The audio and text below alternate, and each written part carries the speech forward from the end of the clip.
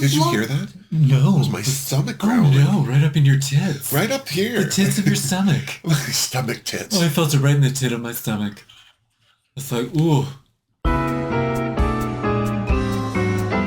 Hey dolls, it's me, Wilma Fingerdoo, with the Fingerdoo review of RuPaul's Drag Race Season 17, Episode 3. And as always, I am joined by my illegitimate drag daughter, Wilhelmina Boxfärts. How are you, Wilhelmina? I'm super, Mama. How are you? I am delish. Now, before we get started, well, I have some tipperdoos to thank. Catherine McGreechin, thank you so much for your tipperdoo, darling. I love you.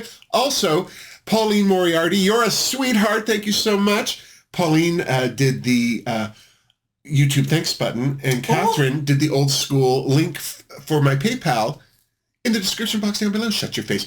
Also, I want to welcome to the Fingerdoo family on Patreon a new queen. I have tears. Queen, princess, diva. I have tears, but it's when you pinch me. It's because I have nails. Rick Mercado, welcome to the Fingerdoo review. I hope to see you at the next live chat. If you're interested in joining the Fingerdoo family on Patreon, well, there's a link down below in the description box for that, too. All right, let's get to it. Let's get to it. I'm just going to call this episode the episode where I started to hate Joella. Fair enough, yeah. I may have misspoken at the end of the last episode where I said Susie Toots was going to be who I picked on. No, I'm retracting that. Joella is who I will be picking on. I have a feeling that we won't be hating her for too long. She was in the bottom this week. She didn't rate high the week before. I think she got the Katy Perry free pass on the first week. For somebody who says she's a fierce queen, she had better start proving it. And one final thank you goes to Nick Sweet, who sent me a Christmas card. Look at Snoopy on the door. Oh, wasn't that Nick of him? I love the Peanuts Christmas special, and I love the Vince Guaraldi album that goes with it. And I love Nick because he loves the Peanuts almost as much as I do. You're saying peanuts, right? Peanuts, like the ground? Not penises. Peanuts. Peanuts. Does it sound like I'm saying something else? Oh, yeah, very much so. What did you think I was saying? Peanuts? Sounds like you're saying penis. Yeah. Peanuts. Peanuts. Am I not? There's a U in there. Fine. Do I not say the U? I don't think so. Peanuts. You're just like peanuts. This word is too long. I'm taking out some of the vowels. Peanuts. Peanuts. Just call them ground nuts. Ground fruit. Anyway. This was sent before Christmas. I just got it yesterday. So, Nick, thank you so much. And WTF, Canada Post. We started this episode off with everyone congratulating Lexi Love. And well done for her. She deserved it. She did a great job. But she seemed genuinely touched that all the queens had celebrated her and had a good time. And so they should. Yeah. I just started following her on Instagram. She's a hoot. But the person who didn't get much love from the crowd, Hormona Lisa. The queen seemed very mad that Hormona was still there, and they seemed to be taking it all out on Hormona. Mostly just Corey. Let's just say it. Mostly just Corey. Yeah. Everyone was disappointed that she was still there because even Lexi said something. Yeah. Hormona's still, and that just surprised me. She just seems to be more of a Zen girl, and Hormona's got to be bad if Lexi went, oh, she's still here. I mean, I get that you want someone to go home and you're kind of annoyed that no one's gone home yet, but don't blame that on the girl who managed to avoid the pork chop. Yeah, I worry for Hormona. Not really. I mean, I'm not staying up late at night, but I think that she's a good queen because she told us this week that she makes her own dresses, styles her own ways. She does it all. Just no one likes her. You know, and you could be a mediocre queen and have all the friends in the world and you're going to get booked. You're going to... It's pointing at me. I know. I'm letting you have your moment. Because no one else will give it to you. Somebody else who wasn't too thrilled with Hormona still being in the pack was, of course, Acacia. But what pissed her off the most was the fact that not only was Hormona still here, but being in the bottom and having to pull a lever for the Badonka Dunk, she won a trip to Vegas. Yeah, free trip. Yeah. Saved herself, got a free trip. It would have been a consolation prize, but now it's just a little... cherry on the sundae. Yeah, and this is the thing that's worrying me about Acacia. She just seems to be more aware of what everyone else is getting and what she's not getting, and that's not keeping her eye on the prize. Yeah, sorry. Lots of queens win the whole thing by not winning anything before the final, so... If you want a trip to Vegas, you need to be in the bottom and pull a lever. Oh, she'll be there. Lana seemed to have a little issue with Joella, sharing her opinion on her performance. Yeah. But then they showed the footage which Lana's like, I can take it. I'm a big girl. Yeah. Yeah. Clearly she lied. Clearly she lied. She may be a tall girl. She's not a big girl. She's not a big girl. She's not a big girl. If you don't want to hear people's opinions about you, don't ask them. Also, who cares what everyone else's opinion is? Yeah. RuPaul, Michelle Visage, that's all you care about. Yeah. Rita Queen is done, girl. Yeah, Time to move on. Yeah, you can start telling people what you think of them now. Safely. Right to their face. Yeah. So anyway. I was just going to do that. Something that kind of fell out of that discussion or talk between Lana and Joella was Hormona read Joella for filth. Now, I'm not saying Joella doesn't need to be read, but everything that she read her for, like her wig not being taped down, and was irrelevant because she wasn't lip syncing. It didn't matter. Calm down. Calm down. Yeah. Calm down. Yeah. And then she gave her Hormona's mug. She's like, fix your mug. I was like, no, Hormona's mug is fine. There's something flawless. Gorgeous. The gorgeous. only complaint I have about Hormona Lisa's makeup is it's maybe too light for camera. That's all. Maybe. It just washes her out a little too much, and but yeah, no, you can't read Hormona. You can not like her. I think that's going to be common with a lot of people. Yeah, you can not like her. You can say that she wasn't funny, but you can't say that she doesn't look good. But she is not giving you an inch. Good. No, yeah, she is expensive. Yeah, and that was the moment where I was like, you know what? I think Joella's going to be my nemesis this season. Yeah. For as long as she lasts. Yeah, I love how in this episode she's like, well, I don't sew wigs, but I am a fierce drag queen. It's like, girl. Are you? Are you? How fierce are you if you have to rely on 5 or 6 people to pull it together for you? Just saying. So then it was the next day in the workroom, and none of the queens were still happy that Hormona was there. No. And then RuPaul came in to distract them with some very horizontal stripes and some very wide. Yeah, what did you think of that suit? I was confused. I have to say, when she came in, I liked the color, because I don't think she's worn a dark suit like that before. But the longer I was looking at her, the more I thought she should be singing lead for Talking Heads. It was just a very wide suit on her body. She was giving some very David Byrne kind of vibes. So Ru introduced the Maxi Challenge, along with a little help from some of the pit crew. Just the one, sexy one. Just the one.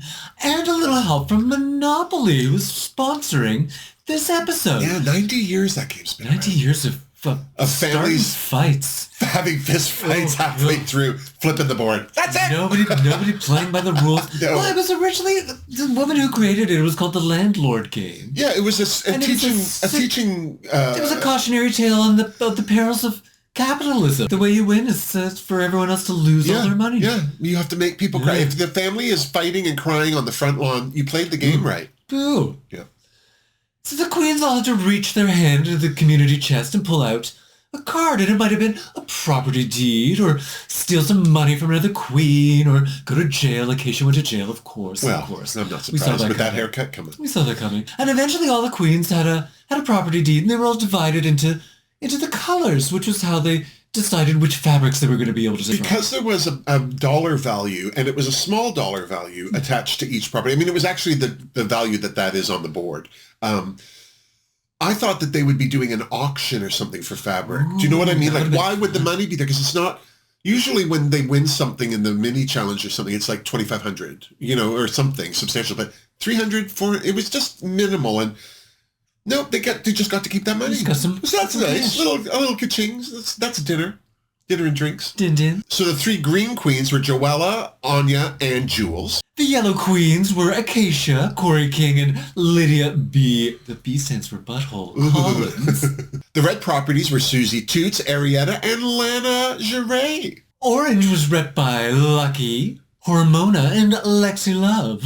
Which left the blue, who was that? That was Sam Crystal. And Crystal and yeah, that's right. I think that the pageant queens got the most expensive properties. The expensive places. Not surprised. Yeah. But these weren't teams. They were not competing in teams, but they they ended up kind of working with teams. Well, they had to work with the same fabric, leaning on their color mates for advice. Lucky, oh God. Lucky immediately seemed lost. Even just grabbing fabric, she seemed to be confused as to what her hands were touching. Well, she said she doesn't use fabric. She doesn't buy pretty things.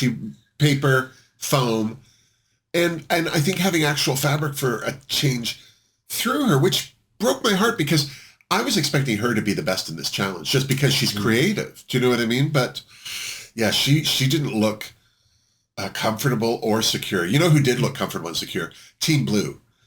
Those queens immediately said, well, our taste level's higher than everyone else's here. So they were completely convinced that they were going to rule the runway. They had no concerns about coming up with some opulent looks for the monopulence. Just another Tuesday for those two. Another queen who seemed very confident was Jewel Sparkles on Team Green. Yeah. And she seemed very confident in her ruching skills. Which she said wrong. She kept calling it rouging, which is blush.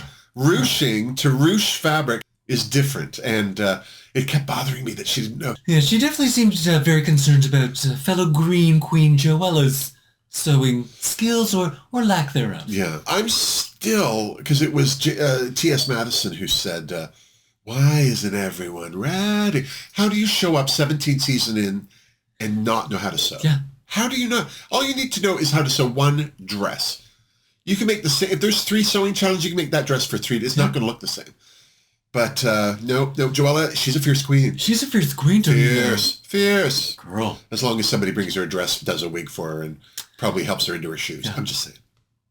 And then tells her she's pretty. You're so pretty and talented. I don't know if that'd be part of it. So I think she's telling herself that. I think she's good. Delusional. Yeah. Delusional. You know who else couldn't sew, and it surprised me? Corey. Well, I wasn't sure if she didn't know how to sew, or if she's just like, I don't know how to sew anything but this. And she's like, I like a short skirt, I like a short dress, so I'm just going to stick with I was worried for her immediately, though, when she said short skirt, because the whole point of this wasn't just to make a dress in a color. It had to represent opulence. Opulence. The Monopoly game. Money, money, money, money. And a short skirt doesn't often say that. It says, I'm expensive, not I have a lot of money. Well, if you had more money, you'd have a longer dress. I'm just saying. I don't think a thimble or a boot really speak to opulence either, but those are also included. Lexi seemed to draw inspiration from one of the bolt rolls. It's like, yeah, I love the fabric, but she wanted to recreate like a fashion moment from Milan, a runway or something where I know what show she's talking about, where they threw the bolt of fabric behind them and then walked, and it unraveled as they walked in. It was still attached to the dress they were wearing. Cute idea. Does she sew? It just sounded like more like a presentational thing than a sewing thing. So I was a little concerned. Yeah. But then she was starting to help Lucky with her outfit. I was like, oh, no. Lexi knows how to sew. Lexi knows how to sew. Yeah. And clearly Lucky does not. Every time she touched that machine, it just jammed, and bless her heart. Okay. At least they cut their losses and she just started gluing. It's like, go with what you know. Yeah. You don't have to sew everything. Yeah. Hot glue, girl. Hot glue. Hey. So Ru dropped by to chat with some of the queens about their Yeah, she didn't talk to all of them, but maybe all of them weren't worth talking to. Yeah, she dropped in on Team Yellow and saw what they had to do. She dropped in on Team Green and seemed very enamored with Anya Nerve. Yeah. A little concerned that Anya knew how to work a machine but had never made a garment before. Yeah, but I'm sorry. I think that's better than most people. Better than most people. Because the biggest problem with making a garment is the machine. Yeah. Everything else it doesn't matter. But if you can run a machine, it's going to be faster. Yeah, Ruth seemed much less impressed with Joella's plan to make a bodysuit. Yeah. She didn't tell her not to. No. She just said that Michelle was not going to be impressed. No. Yeah. She said it right then and there. And what did she do? Made a bodysuit. Made a bodysuit. She's like, should I change what I'm doing? No, because I can't do anything else. I'm like, because she's a fierce queen. She's a fierce queen. I was very excited when she chatted with Team Orange to find out that Hormona does make all of her outfits, because I was wondering where all these beautiful garments came from. Yeah, because they fit her like a glove. Yeah. All of her costumes have been gorgeous. So that impressed me. That's the thing about Hormona. I immediately was like, she got some skills. Oh, okay, so you're just socially awkward. Yeah. Okay, I get it. All right. Yeah, she says she worked in theater. Or used to work in costume and theater. Yeah.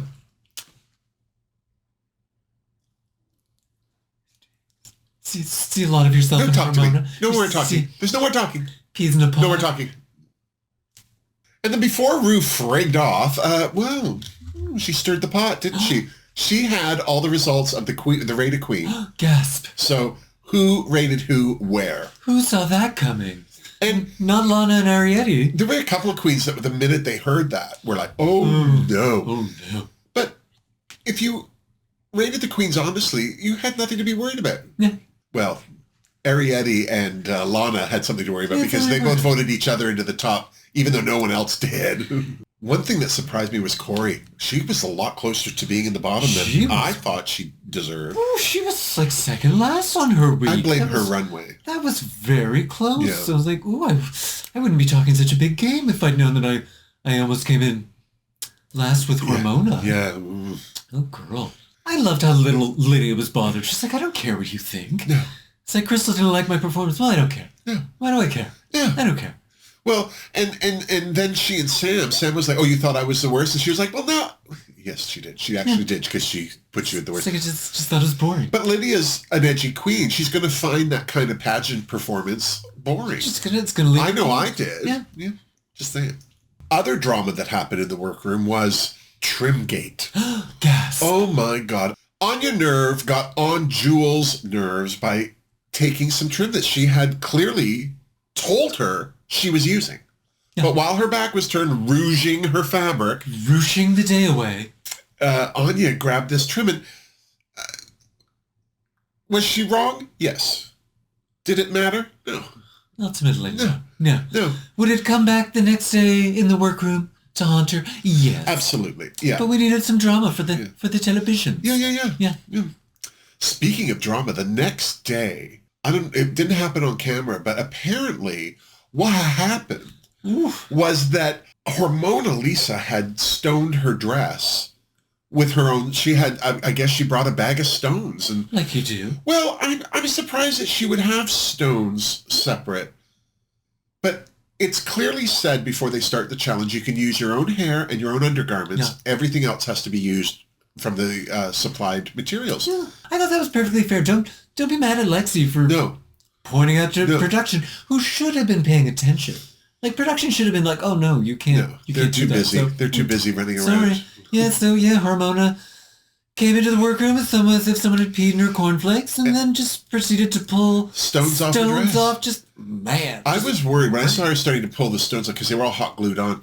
I just know what that can do to a fabric. And she looked like she was sewing a velvet, which I thought was going to leave bald spots. Do you know what I mean? So I was a little worried that because she not followed the rules, that she was going to suffer more by it as if she hadn't done anything. If she just left the dress not stoned, she would have been ahead of the game, but no. Sorry, girl. Yeah. Something that surprised me as well was how close Lydia and Corey seemed to be getting. Corey seems quite enamored with the little Lydia bee. I thought she was being nice to Lydia in the first episode because she wanted her vote.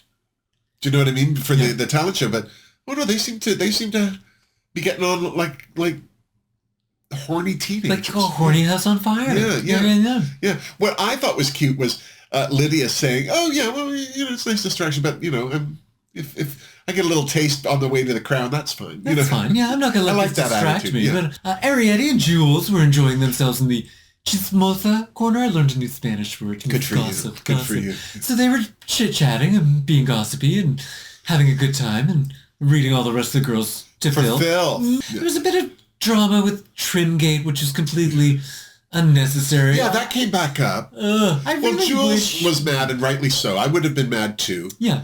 I don't know if Anya really overheard them or just felt the cold finger of production being like, oh, no, talk about this. But she was 2 seats over from Ariete and Jules, and they were talking at a normal tone. Yeah. How did she not hear them? Of course she heard them. Of course she could hear them. Yeah. But then Anya was trying to act like she was trying to apologize, but then also not apologize. And I'm like, girl, just own what you did. Yeah. You took the stuff. You knew she wanted it. You just thought that you needed it more than she did. Yeah. Just own it. Stop trying to be like, oh, well, I didn't think you, I thought you were, I didn't know. Oh, girl. I mean, at the end of the day, it didn't really make a difference for either one of their outfits. No. But it just felt like some unnecessary drama. Kind of made me like Jules a little bit less, and kind of made me like Anya a little bit less. Lucky Stars started her regular beat. She was going to just do regular drag. She said as much when she was making her dress. It was just going to be a pretty girl dress. And now she was going to do regular makeup. And I was excited because I think she looks like she paints a good face, even though she's using a lot of weird colors and that. But I was excited to see that. So that's something to look forward to. Another moment I enjoyed was Lexi bonding with Sam Star. Because that seemed like an odd couple. It did. Lexi sort of could say with me, it's like, oh, I'm not going to like this girl because she's she's pretty and pageantry and blah, blah, blah. Just like, oh, she's probably got she-devil blood in her. And so it's kind of nice. It's always nice when you kind of bond with someone who you don't think you're going to be friends with. Yeah. Fills my little dark gay heart with joy. Bless. Bless. And then it was time to head to the main stage. Ru looked gorgeous. Gorgeous. The dress was so sparkly. The wig was gorgeous. The makeup was right. Speaking of right, Sandra Bernhard. Sandra Bernhard. I love me some Sandy B. Yeah. And T.S. Madison returned. I hope she's judging every episode this season. Yeah, she's great. Yeah. She is just great. She has a great opinion. She's not pulling any punches, but she's also not going in hard for no reason at all. Yeah, she's not sourpuss about it. And also she's not Ross Matthews, so I'm thoroughly enjoying her being there. Category is Monopulence. You own everything. Lucky Stars was first. Jesus. Oh, girl. The dress, I have to admit, I mean, it was a surprising dress for her, for someone who doesn't sew. So that was a lot. Yeah, there's a lot more to it than I thought there was going to be. Like, none of it was done very well, but she really swung through the fences. I hated the white gloves, but she had white tights and shoes on, so at least it all made sense. Yeah. The shape of the dress was kind of weird. Yeah. But who was looking at that dress when that face was just a foot above it? The face, oh, girl. Oh my God. The wig was too far back. The contour was too dark. I feel like I'm talking to you. The eyeshadow looked like markers on her. She looked like me my second time in drag. That you did yourself. That I did myself. Yeah, first time you did it. Oh, you look gorgeous. Gorgeous. Yeah, it was all downhill from there. Yeah, lucky it was. And she's like, oh yeah, I just knew I just had to sell this. And she didn't even sell it. She looked, the look on her face was, I know this is ugly, but maybe that was just because her face looked ugly. She looked uncomfortable. She didn't look like she was wearing ugly. She looked uncomfortable. She looked embarrassed and ashamed and uncomfortable. It's no surprise Lucky Stars got no Fingerdoos for me. Bless. No fingers. No, nothing. Not at all. No, I didn't even slap her. No, not even a don't, just a girl. Yeah. No. A finger, no. Finger, no. Next down the runway, not missing a rhinestone from what I could tell. No, she looked fantastic. I can't believe she made that dress. That is stunning. It fit her beautifully. And basically it was all made, and I don't know what she did today with the pull-off rhinestones. Well, what impressed me was she made that dress stone dead. And then had to take the stones off. And she still had a better dress than a lot of the girls. So, yeah, well done, Hormona. I totally gave her a Fingerdoo. She looked great. Lexi Love was next with her dramatic runway stunt, which worked, but I don't know. I would have been happier if she'd taken all that fabric she didn't use and make a longer dress. Not that she looked bad. She looked great, but meh.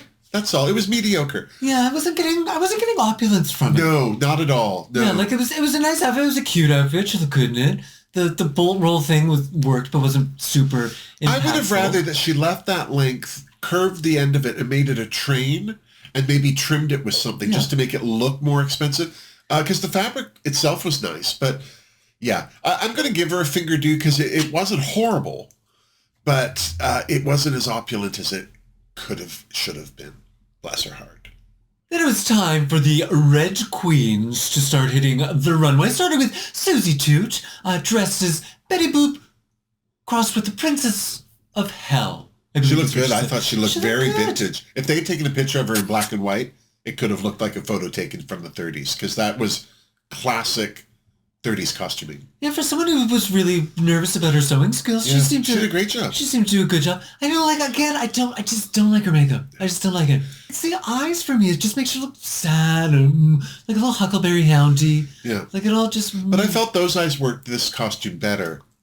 But the mouth, it's still a little too... When she smiles, her lips go away. And then what are we looking at? Teeth. Yeah. Regardless of her sad eyes or no lips, I gave her a Fingerdoo because I thought this was gorgeous. Gorgeous. Continuing with Team Red, not that they're a team, Ariete. She looked fantastic. She can sew. That dress was not perfect, but it was good. And then she'd also cut out pieces to put into the wig she had, which was stunning. You know that's real hair. She's not wearing. Oh no, she's too all about the finished product to wear nylon hair. And she did a more regular contour on her nose. Yeah, still very white, but still very broad, but kind of little taper down. Toned it down a little, yeah. Calm down. Yep. Yeah, I thought she looked really good. I thought the dress had some interesting shapes. I Yep. really liked the puffy sleeves Yep. and things. I was like, yeah, well done. Needless to say, Arietti totally got a Fingerdoo for me. She was gorgeous. Closing off the red part of the Monopoly board, it was Alana Giray. I did not hate this dress, but there was a lot going on top, which made the shortness of the skirt shorter. Do you know what I mean? Yeah, she claimed to always, when she hits the runway, she always looks rich. I was like, well, this didn't look that rich. No. To me, it looked a little dowdy. It almost looked a little, it was giving me like couch. Yeah. It was giving me like It like fit her well from the fabric. waist down. The way it fit her waist and went over her hips, gorgeous. But it should have been a little longer, and all the drama was in the back. And she had straps and then that other thing, the thing that came across. And yeah, it wasn't well planned out. So yeah, there was a lot going on with this section that seemed unnecessary. Yeah, and then yeah. the accoutrement, I was like, yeah. yeah, I wasn't It was thrilled with fine. this. I'm going to give it a finger don't, only because I think she could have done better, especially when she had all that tough talk about how rich she is. So rich. No. I think she's saying bitch. I think that's what she's. Was she? Yeah. She's a lisp. Yeah. With a word with no S's in it. It's so hard to lisp those words, but some people still manage. Yeah. That's when you know you really have a speech impediment. Oh, girl. Then it was time for the Yellow Queens to hit the runway, starting with Acacia Forgot in a roughly slutty country Kitty dress, button, yeah. tits out kind of dress. Again, I didn't think this was opulent at all. No, it wasn't opulent at all, but it was a lot of work. I was surprised she did all that. Ruffles on ruffles on ruffles on tits. Yeah. I totally gave her a finger don't because it was hideous. But I thought she did some good work on the dress. It just wasn't the right dress for this challenge. Yeah, she looked better than I thought she would, and she fluffed up the barrister's wig That from last barrister season of wig. Drag Race UK and did something with it. That was nice. Nice to see that back. Yeah. Transatlantic wig sharing. Also, she doesn't paint the best face, but I liked what she did for the runway this week. So, yeah, I'm still giving her a finger don't because, oh, God, that yellow dress. Woo. Then it was time for Corey King to... In her Tweety Bird Couture. Yeah. Oh. This is the thing with anything that has faux fur on it that isn't a natural color. You have to be so careful. And this short, slutty dress with the fur trim and then the fur in the hat. And yeah, it just was very costumey, very cheap hooker, as T.S. Madison said. Yeah, I mean, it fit her well. It looked good She on looked her great body. in it. It wasn't serving opulence. No. And her legs looked like mannequin legs to me. Like the color of them is like, You know what it girl, is? those mannequin legs. She has that beautiful skin tone match tight, but she's got no dimension on it. And the way you get that is by wearing fishnet nylons. Yes. And it gives you that more of a rounded shape on the leg. And maybe she just couldn't find a good fishnet that would go with her tights. Maybe they're either too light or too dark. But either way, yeah, she needs something on those legs. Something. Yeah. You know what? I'm going to give her a finger do because I did not hate this dress. It was better than Acacia's. Yeah, it was just maybe slightly more opulent, but still. I don't know. I just think was the opulence there? She had a little hat that always says opulent. Didn't she have a purse? You got to put her money somewhere. But then she put faux fur on it. So. Yeah. A pinky do. I'll give her a pinky do, not a full finger. She didn't get a full finger. Lydia B. The B stands for butthole. Collins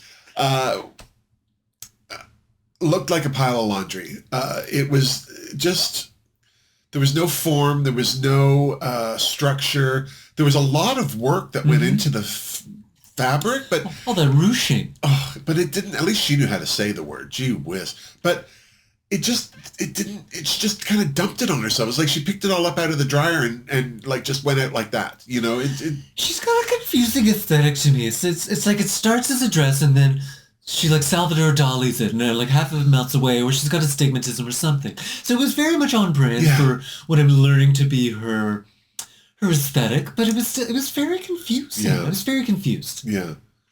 I totally gave her a finger don't because there was nothing really to judge. There was no dress there. It was just fabric. Bless. And then it was time for the Green Girls, so we got to see what Joella had thrown together, which was literally a green bodysuit with. It was exactly as described in the workroom, and Most interesting thing about it was the fabric choice. Yeah, she just got a great fabric And short of that... And then she added a bit of green off the shoulder and a bit of green off the... The thing I hated the most about this dress was that she wasn't wearing... sorry. I just thought, for somebody who was told don't do that and then went and did it anyway, Fingerdoo. Yeah, sorry about it. A queen who definitely did sell her garment was Anya Nerve. Oh my God, I love this. A vision. Yeah, Just green and black. Wasn't it Cruella de Vil meets Erica Badu? Yeah. Is that not what they called it? It looked great. She looked fantastic. Nobody had that silhouette. I mean, the dress was almost the same shape as Hormona's, but the hat, the full coverage of the dress, I thought she did an excellent job. And the funny thing about that was, if she had used trim or not, it wouldn't have changed the dress. No, I mean, whatever she had on there looked nice. Like, the dress wasn't the star of this. The dress and the way Anya was presenting it. With the cigarette holder. Oh, fantastic. Her on stage, like, she just comes alive when she is on that runway and she's on that stage. So, yeah, that is a queen who sold a garment. And that's how you get a Fingerdoo. I'm just saying. Jules was next, and I'm just going to say, for all the work she put on that dress, wow, was that ever hideous. The whole thing twisted as it went down her body. And then those cone boobs were like... Pointy boobs. Right up on her shoulders almost. It's like, whose boobs are up that high? And that dress, like, she should have had it stop at her knee and then do like a trumpet bottom because she just pulled a lot of that fabric up in the ruching. And then where it stopped on her as it was twisting around her legs was a little high. It was a terrible length, but... yeah, I totally gave her a finger don't, because no. And then it was Team Blue. Sam looked fantastic. This dress fit her. This was as good as Hormona Lisa's dress. It fit her beautifully. I loved the two fabrics, the slight, almost looked like feathers or fur, the bottom, and then it was in the hat. And that hat, flat as a board. I don't know what she used in that, but... Maybe a board. But it didn't, sometimes when it's wire, it's kinked or weird, or it tilts a weird way. It looked great. And she had a fan she made. Yeah, she looks stunning. Her face. Gorgeous. I'm going to assume it's just always going to be on point. Yeah. But yeah, the whole package looked gorgeous. Fingerdoo for Sam. Jesus. Yeah, well done. And then Crystal Envy wrapped up the runway looking also very gorgeous. Stunning. Those bows at her sleeves or wherever they were gorgeous. Very fun, very pretty, very, very lovely. Yeah, she could have very easily gone overboard with everything, but I think she stopped at the right point. Yeah. And that's why I gave her a Fingerdoo. So not so stingy on the fingers, but there's certainly a level that you need to achieve for me to give you a Fingerdoo. A fingering level? Yes. Landing in the top this week, Arietta Natch, Sam Natch, and Anya Nerve. I was very impressed. That was a good representation of everybody and rightly deserved. And landing in the bottom, Joella, no surprise. Yeah. Lucky, no surprise. And Corey King, slightly surprised. I was surprised at how much the judges really hated this outfit, but I guess it looked a lot more cheap in person than it did through the television. Yeah, I didn't think it looked that bad on TV. Yeah, but I understand what they were saying, and somebody's got to be in the bottom. Yeah. I thought Acacia was going to end up in there, but I guess they liked her more than I thought. I just think because her dress was longer, or maybe with the ruffles, it looked less hookery than Corey's, but at least Corey's boobs weren't out. Who did you think had the best dress? I thought Sam did. Yeah. I really thought Sam had put it all together. Again, Crystal had a good dress, but these pageant queens, sometimes I forget about them. Yeah. This is why I had such an issue with both Crystal and Sam the first two episodes. This is their pageant queens, and it takes a while for them to reveal their personalities, and sometimes they don't have one. No. Because they're pageant queens. They're pageant queens, yeah. But I felt Sam absolutely deserved this win. Yeah. I thought head to toe she looked gorgeous. Which, of course, left Joella and Lucky to lip sync, and they had to lip sync to Paula Abdul's The Way That You Love Me. I was worried for Joella only because even though she's high energy, she's not really very impressive. No. And the little dancing that we saw Lucky do as a lemon, she's good. She can death drop. She moves. She's got great sense of rhythm. So I kind of thought, even though her outfit was ugly, that this was Lucky Stars to win. As soon as you start losing bits of your outfit, especially the shoes. Especially the shoes. All of a sudden, you're just a man in some weird clothes standing on stage. Feet, yeah. What's going on there? Yeah. The only thing that would have made it worse is if the wig had followed, you know? No, I think that... Although on her, I would have rather seen her without the wig. That was a hideous wig. I think the judging just really got to her. Like, she knew that she'd done a bad job. She cried during the critique. Oh, her gloves, too. She had her gloves up by her face. They were covered in makeup. So I thought those tears might have helped to, blend her eyeshadow a little bit. But no.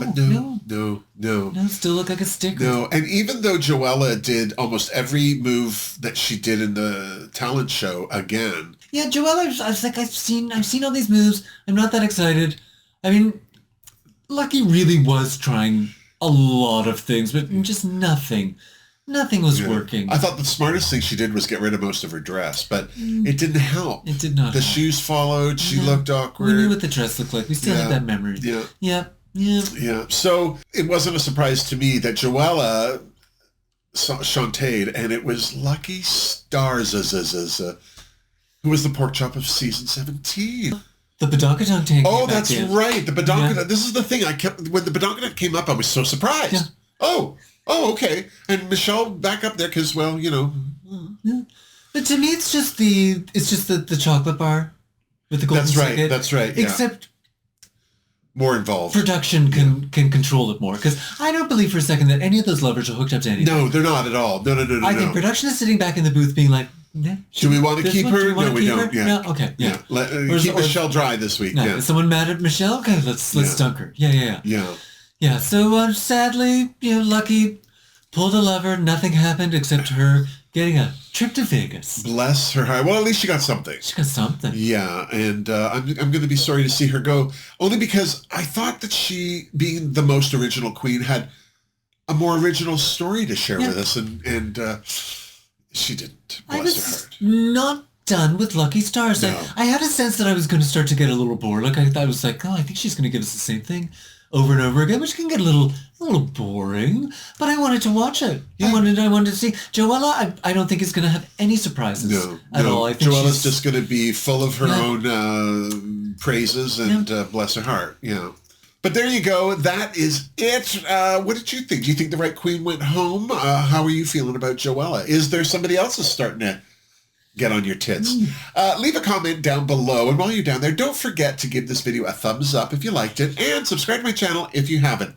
Also, leave a comment down below. That's the best way to support the Fingerdoo review. But if you want to support it even more, there's the YouTube thanks button below the screen, or my OG PayPal link for tipper-doing in the description box down below, along with a link to my Patreon page where the Fingerdoo family meet twice a month for live chats, and a link to my Redbubble store where you can get your Wilma merch, including the lovely Wilhelmina Boxfärts design. It's just her face. You can put on anything. Almost anything. I guess this face can sell anything. Anything. Toilet paper, cheese, bad makeup. Yeah. So, thanks for joining. Thanks for having me. And until next time, miss us! Mwah! Seriously? Yeah. I'm surprised that Joella got on my nerves as fast as she did. I'm not. I had a sense in those first 2 episodes. I'm like, did you? Yeah, like, I don't think I like this queen. But at first I was like, you know what, it's the first week, maybe she's a little insecure. Yeah. But then I had to remember, oh no, wait, you do the confessionals at the end of the season. Yeah. So you've had all this time to practice. To digest it, And a queen who's just all, I get it, sometimes you want to get to be your own, cheerleader, but there's also, like, we're watching, girl. Yeah. We're watching. Yeah. We can see you. Don't be so deluded. Yeah. Don't be so deluded. A little humility goes a long way. Yeah. Sometimes the pretty mouth stays shut.